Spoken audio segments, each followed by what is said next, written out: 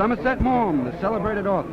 What are your future plans? Do you plan to continue writing? It's been a problem trying to keep up with your plans. We have had announced from you several times that you're going to retire. Well, I have retired, but you know, I don't do any serious writing anymore. I just amuse myself by writing occasional things. You see, when you've got in the habit of writing, it's terribly difficult to break it. And I don't know what to do with myself in the morning unless I sit down at my writing table.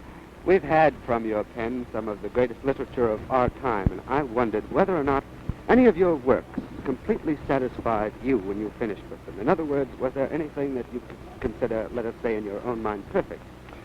Well, no. Perfection is a thing that no novelist or story writer can expect to reach, because the whole form of the novel is an imperfect form of art.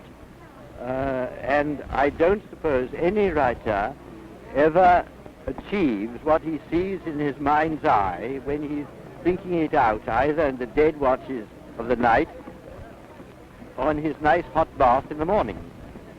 Actually, as a novelist, you are, just as you said, a storyteller.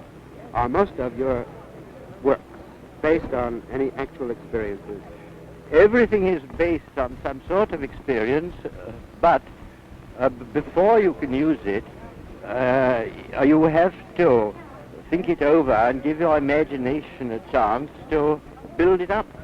And often I've thought of a story perhaps 40 years ago and only written it 3 or 4 years ago. There's one particular story which you saw in Quartet, in which that actually happened. Which one was that, sir? That was called The Colonel's Lady. I made a note of it in my notebook fully 40 years ago, and I wrote it last time I was in New York. Then I should think it would take quite a bit of digging up to straighten out the material after that length of time. Or do you keep them fresh in your mind at all times? No, I'd completely forgotten it, and I came across the note, and I suppose it had been working some way in my subconscious, and I started to write it, and it just wrote itself. I had very little to do with it. Which of your stories do you consider your greatest work? Oh, well, you know, the greatest